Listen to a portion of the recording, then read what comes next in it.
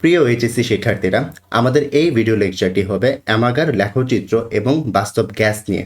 তোমাদের এইচএসসি লেভেলে পরিবেশ রসায়ন থেকে যে সৃজনশীল প্রশ্নগুলো আসে তার থেকে প্রায় সময় দেখা যায় 3 আর 4 মার্কের যে কোয়েশ্চেনগুলো তোমাদের এসে থাকে তা অ্যামাগার লেখচিত্র এবং বাস্তব গ্যাসের কনসেপ্ট থেকে এসে থাকে। আজকের এই ক্লাস লেকচারটিতে আসলে আমাদের তেমন কোনো ম্যাথমেটিক্যাল টার্ম নেই, কিন্তু এখান থেকে বর্ণনামূলক অনেক ধরনের কোয়েশ্চেন তোমাদের সৃজনশীল প্রশ্ন এবং এমসিকিউতে এসে থাকে। সো এই ক্লাসটি শুরু করার আগে আমাদের প্রিভিয়াস ক্লাসে পড়ানো কয়েকটি জিনিস একটু রিপিট করা প্রয়োজন, যা আমরা এই স্লাইডে রিপিট করব। সো প্রথমত, আমরা যখন গ্যাসের লেখচিত্র অর্থাৎ গ্যাস সূত্রসমূহের যে লেখচিত্র ড্র করছিলাম, তখন আমরা দেখেছিলাম যখন y ইকুয়ালস টু আমি ধ্রুবক লিখতে পারি তখন আমার গ্রাফটি কেমন হয় তা আমরা দেখে এসেছিলাম। সো চলো ওই কনসেপ্টটি একটু রিপিট করি। সো ধরো তোমার কাছে একটি অক্ষ রয়েছে যেটিকে তুমি এক্স অক্ষ ধরেছ, অন্যদিকে এটিকে তুমি ওয়াই অক্ষ ধরেছ। যেহেতু ওয়াই ইকুয়ালস টু একটি ধ্রুবক আমরা পেয়েছি, তখন এই গ্রাফটি হবে আসলে এক্স অক্ষের সমান্তরাল। আমি একটু বলি জিনিসটা আসলে কি। এখানে তুমি যখন ওয়াই অক্ষতে যে জিনিসটি ধরেছ, যখন ওয়াই অক্ষতে কিছু একটা ধরার পর তার মান তুমি ধ্রুবক পাবে, তখন তোমার গ্রাফটি হবে এক্স অক্ষের সমান্তরাল। তো এবার চলো এই কনসেপ্টের সাথে আমরা একটু বয়েলের সূত্রকে রিলেট করি। বয়েলের সূত্র হতে আমরা দেখেছিলাম ভি সমানুপাতিক 1/p। এখন যদি এখানে আমি সমানুপাতিক চিহ্নটিকে তুলতে চাই, তাহলে একটি সমানুপাতিক ধ্রুবক কে আনতে পারি। এখন এই যে নিচে পি রয়েছে কে এর নিচে, সেই পিটিকে যদি আমি ভি এর সাথে গুণাকারে লিখতে চাই, তাহলে আমি সমীকরণটিকে পিভি ইকুয়ালস টু কে লিখতে পারবো, তাই না? সো এই যে পিভি ইকুয়ালস টু আমি কে লিখতে পেরেছি, এর মানে আমি বলতে পারি কিছু, মানে সামথিং ইকুয়ালস টু আমি ধ্রুবক লিখেছি, তাই না? সো একটু চলো এবার একটা লেখচিত্র ড্র করি। সো আমি ধরে নিব যে আমার এক্স অক্ষ হচ্ছে আমার চাপের জন্য অর্থাৎ পি এর জন্য, এবং ওয়াই অক্ষ হচ্ছে আমার পিভি এর জন্য। সো একটু লক্ষ্য করো, একটু আগে যে আমি লেখচিত্রটা এঁকেছিলাম সেখানে আমি ওয়াই ইকুয়ালস টু ধ্রুবক লিখতে পারাতে এক্স অক্ষের সমান্তরাল একটি রেখা টানতে পেরেছি। সো এইখানে দেখো সিমিলারলি আমি পিভি ইকুয়ালস টু, যেহেতু আমি একটি ধ্রুবক লিখেছি, তো এই ক্ষেত্রে আমার গ্রাফটি কি হবে? এক্স অক্ষের সমান্তরাল, তাই না? সো এখানে একটু দেখতে পাচ্ছি আমরা আদর্শ গ্যাসের জন্য পিভি ভার্সেস পি এর যে গ্রাফটি রয়েছে সেটি কেমন হয়? চাপের অক্ষের সমান্তরাল, তাই তো? যেহেতু এখানে আমি বয়েলের সূত্রের জন্য গ্রাফটি এঁকেছি এবং আদর্শ গ্যাস কি করে? বয়েল, চার্লস এবং লুসাকের সূত্র মেনে চলে। অর্থাৎ যেহেতু এটি বয়েলের সূত্র, তাই আমরা বলতে পারি আদর্শ গ্যাস এই গ্রাফটি অবশ্যই মেনে চলবে, তাই না? অর্থাৎ আমি বলতে পারি আদর্শ গ্যাসের জন্য পি ভার্সেস পিভি এর যে গ্রাফটি আমরা টানবো সেটি হবে চাপের অক্ষের সমান্তরাল। সো এই যে কনসেপ্টটি রয়েছে, এই যে চিত্রটি রয়েছে, এই লেখচিত্রটি থেকেই হচ্ছে আমাদের আজকের ক্লাসটি শুরু হবে। যে অ্যামাগার লেখচিত্রটি, সেটি এই লেখচিত্র দিয়েই আজকে আমরা শুরু করব। সো চলো আমাদের আজকের এই লেকচারটি শুরু করা যাক। তো চলো অ্যামাগার লেখচিত্র বলতে আমরা কি বুঝি তা একটু আমরা শুরু করি। তো ধরো তোমার কাছে একটি অক্ষ রয়েছে যেটি হচ্ছে এক্স অক্ষ, যাকে তুমি চাপ ধরেছ বা পি ধরেছ, এবং ওয়াই অক্ষ বরাবর তুমি পিভি ধরেছ, অর্থাৎ চাপ এবং আয়তনের গুণফল। সো আমরা জানি আদর্শ গ্যাসের জন্য আমার এই লেখচিত্রটি হওয়া উচিত কাইন্ড অফ এরকম, তাই না? আদর্শ গ্যাসের জন্য আমার হওয়া উচিত এখানে পিভি ভার্সেস পি গ্রাফটি হওয়া উচিত পি অক্ষের সমান্তরাল। কিন্তু অ্যামাগা নামের একজন বিজ্ঞানী যখন অনেকগুলো বাস্তব গ্যাস নিয়ে যখন এই পি ভার্সেস পিভি গ্রাফটি ড্র করেন, তখন তিনি দেখতে পান যে হিলিয়ামের জন্য যখন তিনি গ্রাফটি ড্র করেছেন, তখন সেটি এই আদর্শ গ্যাসের যে লেখচিত্র হওয়ার কথা সেরকম ফলো করেনি। দেখা গেছে সেখানে গ্রাফটি একটু অন্যরকম এসেছে। সিমিলারলি তিনি যখন হাইড্রোজেনের জন্য গ্রাফটি ড্র করেন, তখন গ্রাফটি এমন হয়। অন্যদিকে তিনি যখন কার্বন ডাই অক্সাইড গ্যাসের জন্য গ্রাফটি ড্র করেন, তখন গ্রাফটি কাইন্ড অফ এমন হয়। অন্যদিকে যখন উনি অক্সিজেন গ্যাসের জন্য গ্রাফটি ড্র করেন, তখন গ্রাফটি কিছুটা এরকম হয়ে থাকে। অর্থাৎ দেখা গেল অ্যামাগার লেখচিত্র থেকে যে আদর্শ গ্যাসের গ্রাফ যেমন হওয়া উচিত ছিল, বাস্তব গ্যাসের সময় তিনি যখন গ্রাফটি ড্র করেছেন তখন তার ভিন্ন চিত্র দেখা যায়। অর্থাৎ আমরা বলতে পারি বাস্তব গ্যাস সমূহ আদর্শ গ্যাসের মতো আচরণ করে না, যেটি অ্যামাগার লেখচিত্র থেকে প্রমাণিত হয়েছিল। এখন কথা হচ্ছে অ্যামাগার লেখচিত্র আসলে এটি, বাট আমাদের যদি পরীক্ষাতে আসে যে অ্যামাগার লেখচিত্র বলতে আমরা কি বুঝি, তখন আমরা কি লিখব। সো চলো একটু দেখে নিই। তো অ্যামাগার লেখচিত্রটি আসলে হচ্ছে বিজ্ঞানী অ্যামাগা স্থির তাপমাত্রায় বিভিন্ন চাপে গ্যাসের আয়তন পরিমাপ করে লেখচিত্র পিভি এর বিপরীতে পি এর মান বসিয়ে, এই যে দেখতে পাচ্ছ পিভি এর বিপরীতে পি এর মান বসিয়ে একটি লেখচিত্র অঙ্কন করেন, যাকে আমরা অ্যামাগার লেখচিত্র বা অ্যামাগার রেখা বলে থাকি। আশা করি অ্যামাগার লেখচিত্র সম্পর্কে তোমরা একটা ভালো একটা আইডিয়া পেয়েছ। তো এবার আসো অ্যামাগার লেখচিত্রকে একটু ডিটেলসে আমরা জানি যে অ্যামাগার লেখচিত্রতে আসলে কয় ধরনের রেখা পাওয়া যায়। তো বিজ্ঞানী অ্যামাগা তার যে অ্যামাগার লেখচিত্রটি ড্র করেছিলেন তাকে তিনি মূলত দুভাগে ভাগ করেছিলেন।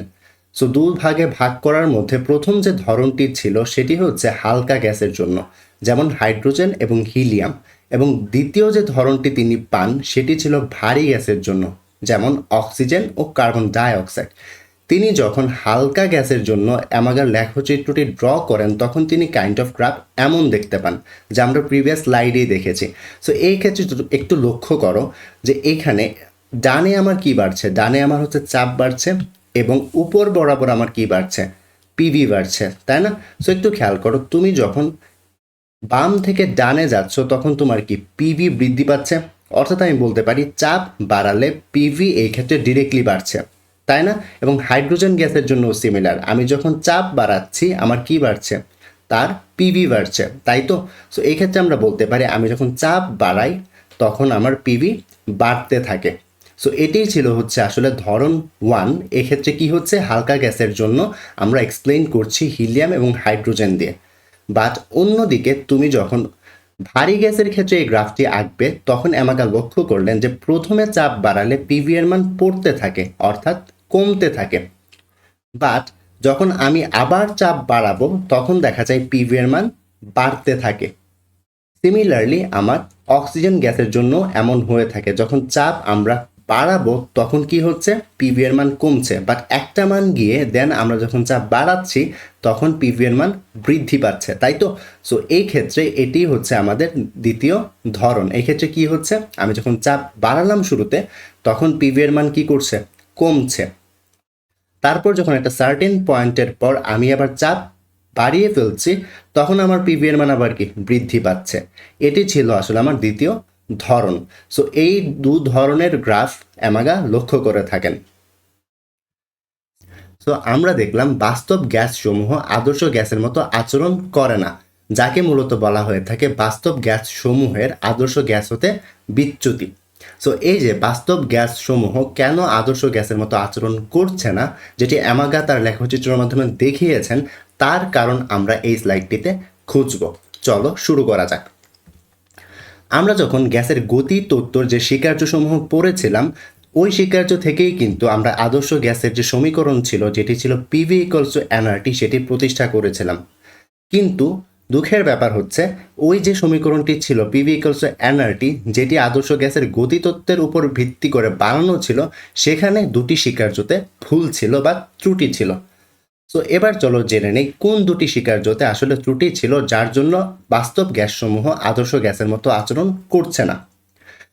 সো প্রথম যে ত্রুটিটি ছিল সেটি ছিল হচ্ছে আয়তন সংক্রান্ত ত্রুটি, এবং দ্বিতীয় ত্রুটিটি ছিল হচ্ছে আকর্ষণ বিকর্ষণ সংক্রান্ত ত্রুটি। আয়তন সংক্রান্ত যে স্বীকার্যটি ছিল সেটি আসলে কি ছিল, সেটি ছিল কাইন্ড অফ এরকম যে গ্যাস অণুগুলো জ্যামিতিক বিন্দুর মতো এতই ক্ষুদ্রাকৃতির যে তাদের নিজস্ব মোট আয়তন গ্যাসাধারের আয়তনের তুলনায় অতিশয় নগণ্য।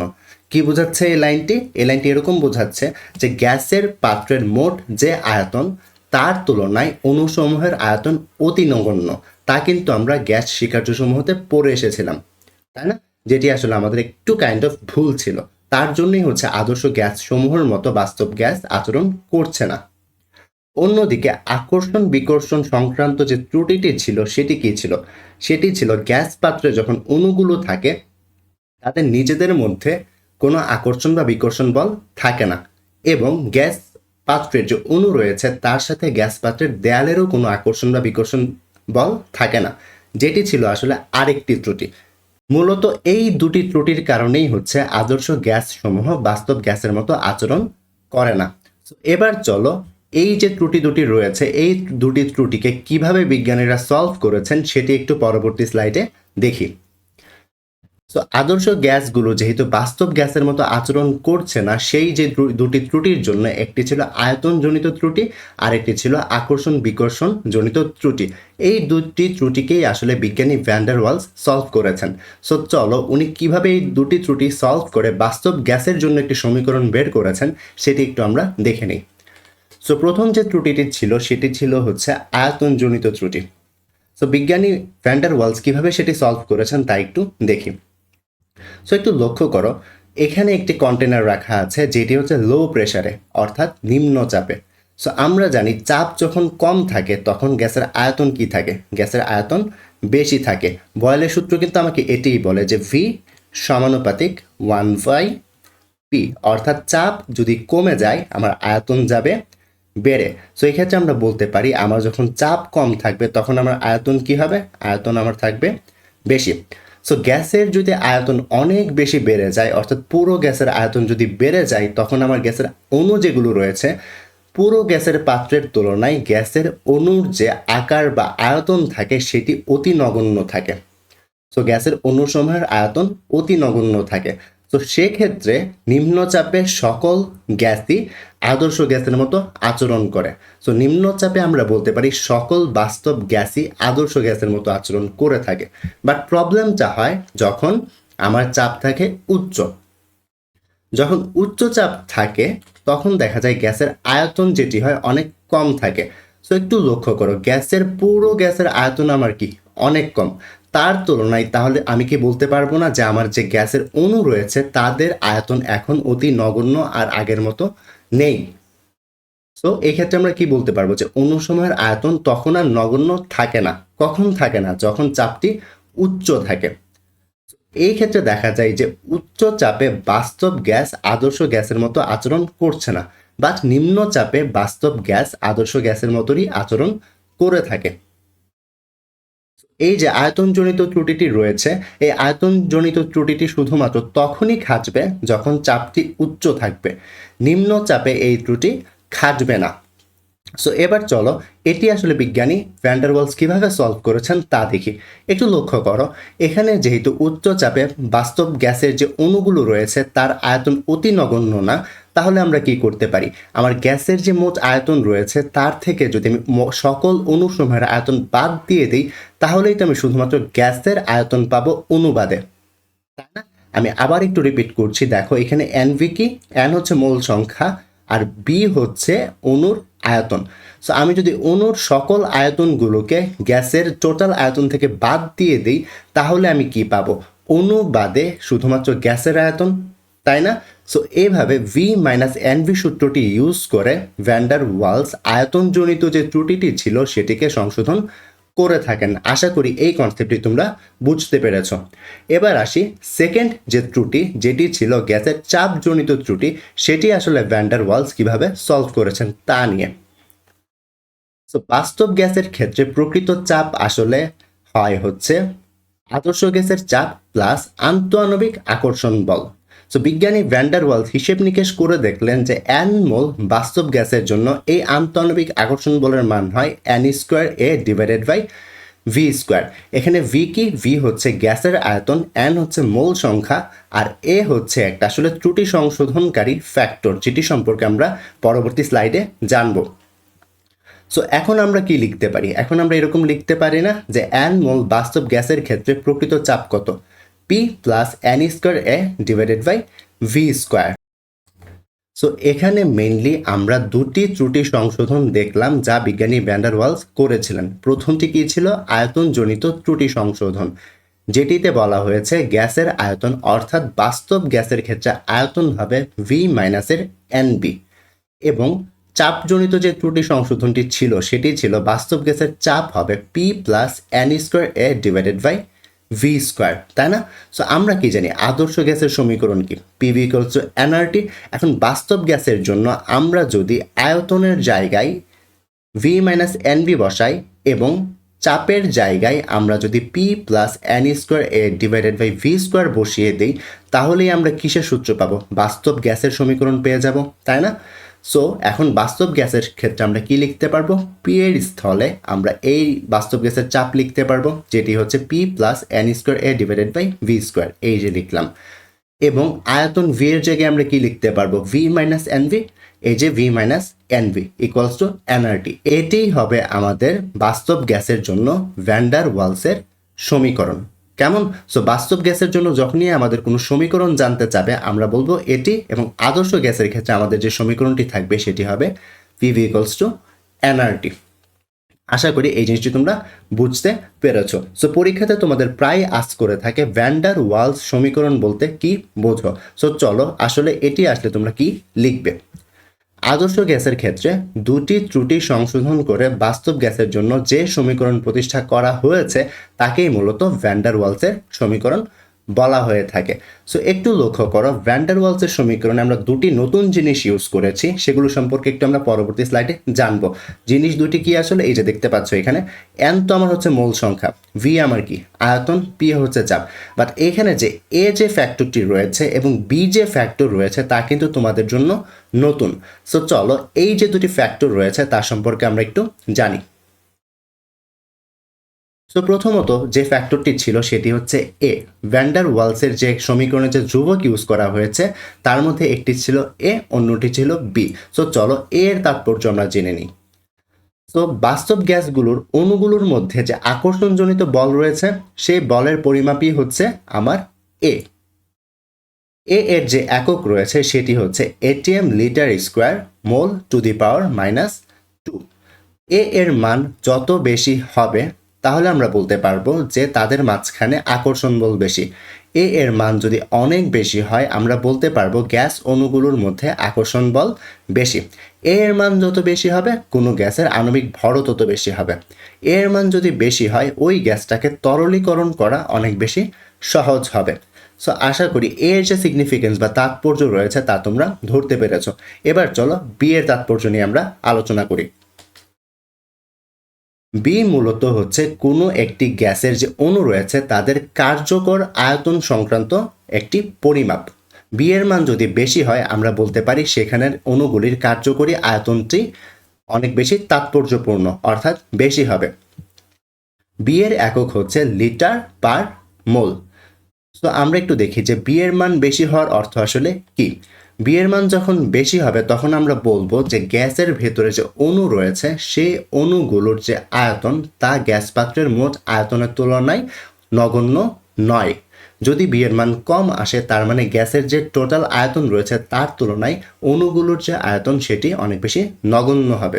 আশা করি ভ্যান ডার ওয়ালস সমীকরণ প্লাস ভ্যান ডার ওয়ালসের যে ধ্রুবক সমূহ রয়েছে সেটি তোমরা ধরতে পেরেছো। তো এবার চলো আমরা একটি প্রশ্ন সমাধান করি। এই প্রশ্নে বলা আছে কোন শর্তে বাস্তব গ্যাস সমূহ আদর্শ আচরণ করে থাকবে। আমরা এখন একটি শর্ত বের করব, যে শর্তের সাহায্যে আমরা বলতে পারবো এই শর্তের মাধ্যমেই হচ্ছে একটি বাস্তব গ্যাস আদর্শ গ্যাসের মতো আচরণ করে। তো চলো শুরু করা যাক। তো ধরো তোমার কাছে একটি গ্যাস রয়েছে যেটি হচ্ছে কম চাপে আছে, অর্থাৎ নিম্ন চাপে রয়েছে। আমরা কি দেখে এসেছিলাম? নিম্ন চাপে কোনো গ্যাসের তাপমাত্রা যদি বেশি হয় এবং গ্যাসের আয়তন তখন কি হবে? বেশি হবে। সো এখানে আসলে কি বোঝাচ্ছি দেখো, যখন চাপ কম গ্যাসের আয়তন বেশি, এবং যখন তাপমাত্রাও বেড়ে যায় গ্যাসের আয়তন বেড়ে যায়। এটি আসলে বয়েল এবং চার্লসের সূত্র থেকে লিখেছি। বয়েলের সূত্র কী ছিল? 1/p, ভি সমানুপাতিক 1/p, এবং চার্লসের সূত্র ছিল ভি সমানুপাতিক টি। সো লক্ষ্য করলে দেখবে তাপমাত্রা বাড়লে আয়তন বাড়বে। এই যে তাপমাত্রা বাড়ছে তাই গ্যাসের আয়তন বেড়েছে, এবং চাপ যদি কমে যায় গ্যাসের আয়তন বেড়ে যাবে। এই যে এখানে চাপ কম ছিল তাই গ্যাসের আয়তনও বেড়ে গেছে। সো আশা করি এটি আসলে আমরা কিভাবে লিখেছি সেটি তোমরা বুঝতে পেরেছ। সো এখানে যদি চাপ কম হয় এবং তাপমাত্রা বেশি হয় গ্যাসের আয়তন আমার কি হচ্ছে? বেড়ে যাচ্ছে।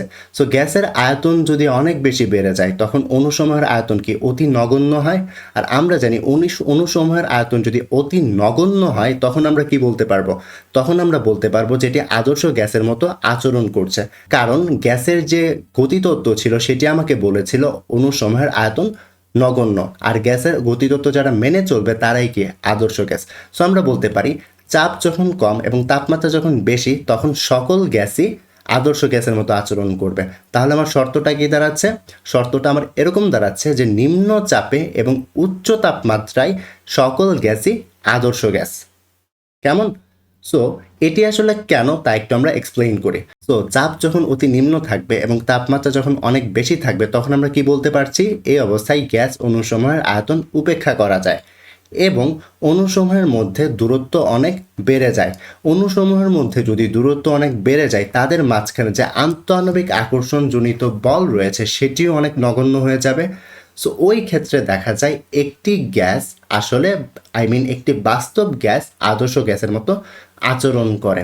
সো আমরা বলতে পারি উচ্চ তাপমাত্রা ও নিম্ন চাপে বাস্তব গ্যাস আদর্শ গ্যাসের মতো আচরণ করে থাকে। সো আমার কন্ডিশনটি কী দাঁড়াচ্ছে? তাপমাত্রা হতে হবে অতি উচ্চ এবং চাপ হতে হবে নিম্ন। তো আমরা বলতে পারি এখন উচ্চ তাপমাত্রা ও নিম্ন চাপে সকল বাস্তব গ্যাসই আদর্শ গ্যাসের মতো আচরণ করে থাকে। এবার আসি সংকোচনশীলতার গুণাঙ্ক নামের একটি গুণাঙ্ক নিয়ে। সো সংকোচনশীলতার গুণাঙ্ক বলতে আসলে আমরা যেটি বুঝি, দেখা যায় যে বাস্তব গ্যাস এবং আদর্শ গ্যাস দুটির জন্যই সংকোচনশীলতার গুণাঙ্ক নামে একটি ফ্যাক্টর রয়েছে, যেটি ইউজ করে আমরা বলতে পারি গ্যাসটি আসলে কি বাস্তব গ্যাস নাকি আদর্শ গ্যাস। সো চলো এই কনসেপ্টটি সম্পর্কে আমরা একটু ডিটেলসে জানি, যাতে করে আমরা আদর্শ গ্যাস এবং বাস্তব গ্যাসের যে বিচ্যুতি রয়েছে তা আমরা বের করতে পারি। সো প্রথমতই সংকোচনশীলতার গুণাঙ্ক বলতে আমরা আসলে কি বুঝি? কোনো গ্যাস আদর্শ গ্যাস থেকে কতটা বিচ্যুতি প্রদর্শন করে তা হচ্ছে সংকোচনশীলতার গুণাঙ্ক থেকে আমরা বের করতে পারি। কিভাবে বের করতে পারি সেটা একটু দেখি চলো। সংকোচনশীলতার গুণাঙ্ককে মেইনলি হচ্ছে Z দিয়ে প্রকাশ করা হয়।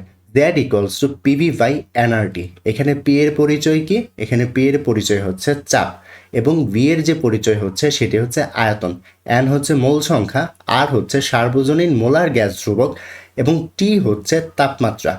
সো আদর্শ গ্যাস সমূহের ক্ষেত্রে দেখা যায় এই যে সংকোচনশীলতার গুণাঙ্ক রয়েছে তার মান আসে হচ্ছে 1, বাট বাস্তব গ্যাসের ক্ষেত্রে দেখা যায় এই যে সংকোচনশীলতার গুণাঙ্ক রয়েছে তার মান আইদার 1 থেকে বড় আসে অর 1 থেকে ছোট আসে। সো আমরা বলতে পারি সংকোচনশীলতার গুণাঙ্কের মান আদর্শ গ্যাসের ক্ষেত্রে কত আসবে? 1 আসবে, বাট বাস্তব গ্যাসের ক্ষেত্রে নট ইকুয়ালস টু 1 আসবে। যদি Z এর মান গ্রেটার দেন 1 হয়, Z এর মান, তখন আমরা তাকে বলি ধনাত্মক বিচ্যুতি। আর যদি Z এর মান 1 থেকে ছোট আসে তখন আমরা বলি ঋণাত্মক বিচ্যুতি। আমি আবার কথাটি বলছি, Z এর মান যদি 1 থেকে বড় আসে আমরা বলবো ধনাত্মক বিচ্যুতি এবং Z এর মান যদি 1 থেকে ছোট আসে তখন আমরা বলবো ঋণাত্মক বিচ্যুতি। সো আশা করি সংকোচনশীলতার গুণাঙ্কর এই যে কনসেপ্টটি রয়েছে তা তোমরা বুঝতে পেরেছ। এবার চলো আমরা পরবর্তী স্লাইডে এই যে সংকোচনশীলতার গুণাঙ্ক রয়েছে তা সম্পর্কে আরেকটু ডিটেলসে জানি। সো এবার চলো সংকোচনশীলতার গুণাঙ্ক কনসেপ্টটি ইউজ করে আমরা একটা ম্যাথ করে ফেলি। এখানে বলা আছে 0 ডিগ্রি সেন্টিগ্রেড তাপমাত্রায় ও 1 atm চাপে 1 মোল কার্বন ডাইঅক্সাইড গ্যাসের আয়তন 22.378 লিটার হলে এই তাপমাত্রায় গ্যাসটির আচরণ আদর্শ গ্যাস থেকে কতটুকু বিচ্যুতি প্রদর্শন করবে। তো এখানে তাপমাত্রা কত দেয়া আছে? তাপমাত্রা দেয়া আছে 0 ডিগ্রি সেন্টিগ্রেড এবং 1 atm মানে আসলে কি 1 atm আসলে আমার চাপের একক, তাই না? অর্থাৎ চাপ এখানে 1 atm এবং 1 মোল অর্থাৎ মোল সংখ্যা n এর মান দেয়া রয়েছে এবং এখানে আয়তন দেয়া আছে 22.378 লিটার, তাই তো? সো এবার চলো এখান থেকে আমরা সংকোচনশীলতার গুণাঙ্কটি বের করে ফেলি। সংকোচনশীলতার গুণাঙ্ক যে সূত্রটি ছিল সেটি কী ছিল? Z equals to PV by NRT. So এখানে পি এর মান কত ছিল? এই যে 1 atm, ভি এর মান ছিল হচ্ছে এই যে 22.378 লিটার বসিয়ে দিলাম এবং এন কত? এন এর মান হচ্ছে 1 মোল, তাই 1 বসালাম এবং আর হচ্ছে সার্বজনীন মোলার গ্যাস ধ্রুবক যার মান হচ্ছে 8.314 এবং টি হচ্ছে ক্যালভিন এককে তাপমাত্রা। যেহেতু এখানে আমাকে 0 ডিগ্রি সেন্টিগ্রেড বলেছে তাই আমার তাপমাত্রা কত? 273 ক্যালভিন। সো হিসেব করলে এখানে দেখা যাবে মান এসেছে 0.99842। সো এখানে যেহেতু মান 1 থেকে ছোট এসেছে তাই আমরা বলতে পারি এই গ্যাসটি এই কন্ডিশনে ঋণাত্মক বিচ্যুতি প্রদর্শন করবে। কেমন? সো আমাকে যেহেতু এখানে বিচ্যুতির পরিমাণ বের করতে বলেছে, সো চলো আমরা বিচ্যুতির পরিমাণটি বের করি। সো আমরা জানি আদর্শ গ্যাসের জন্য এন এর ভ্যালু Z এর ভ্যালু কত আসে? 1। সো এই ক্ষেত্রে যেহেতু আমার ভ্যালু এসেছে 0.99842, আমি যদি আদর্শ গ্যাসের জন্য যে সংকোচনশীলতার গুণাঙ্ক 1 আসে তার থেকে এই ভ্যালুটি মাইনাস করে দিই, তাহলেই কিন্তু আমি বিচ্যুতির পরিমাণ পেয়ে যাব। সো এই ক্ষেত্রে বিচ্যুতির পরিমাণ আমার আসবে 0.00158। সো আশা করি সংকোচনশীলতার গুণাঙ্ককে ব্যবহার করে আমরা কোনো একটি গ্যাসের একটা স্পেসিফিক কন্ডিশনে কিভাবে আদর্শ আচরণ থেকে বিচ্যুতির পরিমাণ বের করতে পারি তা তোমরা বুঝতে পেরেছ। তো চলো এই স্লাইডে আমরা সংকোচনশীলতার গুণাঙ্কের তাৎপর্য দেখে নিই। আমরা জানতাম যে সংকোচনশীলতার গুণাঙ্ককে আমরা জেড দিয়ে প্রকাশ করি, তাই তো? আচ্ছা, জেড এর এখানে আরেকটি সূত্র আমি লিখেছি, যেটি হচ্ছে V divided by V naught. এখানে ভি কি? ভি হচ্ছে নির্দিষ্ট তাপমাত্রা ও চাপে n মোল বাস্তব গ্যাসের আয়তন, এবং ভি নট হচ্ছে সেই একই তাপমাত্রা ও চাপে একই মোল আদর্শ গ্যাসের আয়তন। সো এখানে আমরা বুঝতে পারছি যে ভি হচ্ছে বাস্তব গ্যাসের আয়তন এবং ভি নট হচ্ছে আদর্শ গ্যাসের আয়তন, সেম কন্ডিশনে, তাই না? সেম তাপমাত্রা, চাপ ও মোল সংখ্যাতে। সো এই যে অনুপাতটি রয়েছে, এই অনুপাতকে আমরা অন্যভাবে বলতে গেলে সংকোচনশীলতার গুণাঙ্ক বলতে পারি। সো এখান থেকে আসলে আমরা কী কী তাৎপর্য বের করতে পারি তা একটু দেখি চলো। সো যখন আমরা দেখব যে এখানে উপরে ভি এর মান এবং ভি নটের মান সমান এসেছে, তখন আসলে কি হবে? তখন জেড এর মান 1 আসবে না? তখন জেড এর মান 1 আসবে। আমি আবার বলছি, এই যে ধরো উপরে যে ভি রয়েছে, ধরো এটির মান যত এসেছে, নিচে ভি নটের মান ততই এসেছে। সো কাটাকাটি করলে আমার কত থাকবে? 1 থাকবে। সো আমার জেড এর ভ্যালু কত আসবে? 1 আসবে। তখন আমরা বলতে পারবো যে বাস্তব গ্যাসটি আদর্শ গ্যাসের মতো আচরণ করছে। সো যখন V equals two V naught আসবে, তখন জেড ইকুয়ালস টু 1 আসাতে আমরা বলতে পারি বাস্তব গ্যাসটি আদর্শ গ্যাসের মতো আচরণ করছে। অন্যদিকে যখন ভি এর ভ্যালুটি বড় আসবে ভি নট থেকে, একটু লক্ষ্য করো এখানে যে ভি এর ভ্যালুটি আছে সেটি যখন ভি নট থেকে বড় আসবে, তখন আমার জেড এর ভ্যালু কি আসবে? জেড এর ভ্যালু অবশ্যই গ্রেটার দেন 1 আসবে, কারণ উপরে আমি বড় সংখ্যা দিয়েছি, তাই না? উপরে বড় সংখ্যা থাকলে আমার অবশ্যই অনুপাতটির মান 1 থেকে বড় আসবে। সো সেই ক্ষেত্রে আমরা কি বলতে পারবো? যেহেতু উপরের মানটি বড়, এর মানে বাস্তব গ্যাসের আয়তন আদর্শ গ্যাসের আয়তন থেকে বড়, রাইট? সো এক্ষেত্রে আমরা বলতে পারবো বাস্তব গ্যাস এর যে আয়তন রয়েছে তা হচ্ছে আদর্শ গ্যাসের আয়তন অপেক্ষা বড়, এবং জেড এর ভ্যালু যেহেতু 1 থেকে বড় এসেছে, তাই আমরা বলতে পারি একে ধনাত্মক বিচ্যুতি। সো এক্ষেত্রে তোমরা দেখবে যে গ্যাসটি হচ্ছে কম পেষণযোগ্য বা সংকোচনশীল হয়ে থাকবে। যখন জেড এর ভ্যালু 1 থেকে বড় আসবে, তখন গ্যাসটি আসলে আদর্শ গ্যাস থেকে কম সংকোচনশীল হয়ে থাকে। এ ধরনের গ্যাসকে সহজে চাইলেই তোমরা তরলীকরণ করতে পারবে না, এবং এই সকল গ্যাস আসলে পানিতেও সহজে দ্রবীভূত হতে চায় না। এই ধরনের বিচ্যুতি আসলে এই যে জেড এর ভ্যালু গ্রেটার দেন 1 হয়, এই যে ধনাত্মক বিচ্যুতি, এই বিচ্যুতি আসলে দেখা যায় হালকা গ্যাসের ক্ষেত্রে, যেমন হাইড্রোজেন এবং হিলিয়াম। তো এবার আসি, যখন আমার ভি এর যে মান রয়েছে, এই যে বাস্তব গ্যাসের যে আয়তন আছে সেটি যখন আদর্শ গ্যাসের আয়তন থেকে ছোট হবে, অর্থাৎ এই ভি এর ভ্যালু যখন ছোট হবে এবং ভি নট এর ভ্যালু যখন বড় হবে, তখন আমার জেড এর ভ্যালু কি হবে? অবশ্যই লেস দেন 1 হবে, তাই না? সো এক্ষেত্রে আমি কি বলতে পারি? এক্ষেত্রে আমি বলতে পারি বাস্তব গ্যাসের যে আয়তন ছিল সেটি আদর্শ গ্যাসের আয়তন থেকে ছোট, তাই তো? এবং আমি বলতে পারি যেহেতু জেড ইজ লেস দেন 1, তার মানে এটি হচ্ছে একটি ঋণাত্মক বিচ্যুতি। এক্ষেত্রে বাস্তব গ্যাসটি বেশি পেষণযোগ্য হয় আদর্শ গ্যাস থেকে, এবং এ ধরনের গ্যাসগুলোকে চাইলেই তোমরা সহজে তরলীকরণ করতে পারবে, এবং তারা সহজেই পানিতে দ্রবীভূত হয়ে যায়। ভারী গ্যাসের ক্ষেত্রে এই ধরনের বিচ্যুতি দেখা যায় যখন জেড ইজ লেস দেন 1 হয়, অর্থাৎ ঋণাত্মক বিচ্যুতি হয়, সেটি হয় আসলে ভারী গ্যাসের ক্ষেত্রে, যেমন কার্বন ডাইঅক্সাইড এবং নাইট্রোজেন হচ্ছে তার উদাহরণ। তো এবার আমাদের এই লাস্ট স্লাইডটিতে চলো আমরা দেখে নেই যে বাস্তব গ্যাসের বৈশিষ্ট্যসমূহ কি কি, এবং বাস্তব গ্যাসের সংজ্ঞাটা আসলে আমরা কিভাবে দিব, কেমন? সো বাস্তব গ্যাসের সংজ্ঞা আসলে আমরা এভাবে দিতে পারি যে যে সকল গ্যাস সকল তাপমাত্রা ও চাপে গ্যাস সূত্রসমূহ যথা বয়েলের সূত্র, চার্লসের সূত্র এবং অ্যাভোগাড্রোর সূত্রসমূহ মেনে চলে না, তাকে বাস্তব গ্যাস বলে। তো আমরা আদর্শ গ্যাসের ক্ষেত্রে কি পড়েছিলাম? যে এই সূত্রসমূহ মেনে চলবে। তাহলে বাস্তব গ্যাসেরটা জাস্ট একটু কি বলবো? যে মেনে চলবে না, তাই তো? আমরা দেখেছিলাম আদর্শ gas PV equals to nRT সমীকরণ মেনে চলে, কিন্তু বাস্তব gas PV equals to nRT সূত্র মেনে চলবে না। এবং উচ্চ তাপমাত্রা এবং নিম্ন চাপে প্রায় সকল গ্যাসই আদর্শ গ্যাসের মতো আচরণ করে থাকবে। এটি একটি খুবই ইম্পর্ট্যান্ট লাইন, যেটি হচ্ছে উচ্চ তাপমাত্রা ও নিম্ন চাপে প্রায় সকল বাস্তব গ্যাসই আদর্শ গ্যাসের মতো আচরণ করে থাকবে, কিন্তু নিম্ন তাপমাত্রা ও উচ্চ চাপে প্রায় বেশিরভাগ বাস্তব গ্যাসই আদর্শ গ্যাসের সমীকরণ মেনে চলে না। এবং কেন মেনে চলবে না সেটাও কিন্তু আমরা প্রিভিয়াস স্লাইডে দেখেছি। এবং বাস্তব গ্যাস যেহেতু পিভি ইকুয়ালস টু এনআরটি সমীকরণ মেনে চলছে না, সে যেই সমীকরণটি মেনে চলে সেটি হচ্ছে আসলে ভ্যান ডার ওয়ালস সমীকরণ, যেই সমীকরণটি আমরা প্রিভিয়াস স্লাইডে ডিরাইভ করেছিলাম। এটি কী ছিল? এটি ছিল P plus N square A divided by V square into V minus N V equals to NRT. আদর্শ গ্যাসের ক্ষেত্রে আমরা দেখেছিলাম এই যে প্যারামিটারটি মান রয়েছিল সেটি 0 এসেছিল, তাই না? কিন্তু বাস্তব গ্যাসের ক্ষেত্রে এটির মান আসলে আসে হচ্ছে নট ইকুয়ালস টু 0, কারণ বাস্তব গ্যাসের ক্ষেত্রে যে অভ্যন্তরীণ শক্তির পরিবর্তন রয়েছে সেটি আয়তনের উপর নির্ভরশীল, তাই নট ইকুয়ালস টু 0 এসেছে। বাট আদর্শ গ্যাসের ক্ষেত্রে যেহেতু নির্ভরশীল নয় তাই ইকুয়ালস টু 0 আসতো। এবং আদর্শ গ্যাসের ক্ষেত্রে আমরা দেখেছি জ্যাড এর মান বা সংকোচনশীলতার গুণাঙ্কর মান আসে 1, বাট বাস্তব গ্যাসের ক্ষেত্রে এটা নট ইকুয়ালস টু 1। তো তোমরা এখন চাইলে বাস্তব গ্যাসের সকল বৈশিষ্ট্য লিখতে পারবে। প্যারালালি তোমরা চাইলে বাস্তব গ্যাস এবং আদর্শ গ্যাসের যে পার্থক্য রয়েছে তাও তোমরা এই স্লাইডটি থেকে করতে পারবে। সো আশা করি অ্যামাগার লেখচিত্র এবং বাস্তব গ্যাস নিয়ে যে সকল কনসেপ্ট আমাদের ছিল বর্ণনামূলক সব তোমরা ধরতে পেরেছ। যদি তোমাদের কোনো প্রবলেম থাকে তা তোমরা কমেন্টস বক্সে এসে জানিয়ে দিতে পারো। ধন্যবাদ সবাইকে এত লম্বা একটি ভিডিও এত সময় ধরে দেখার জন্য।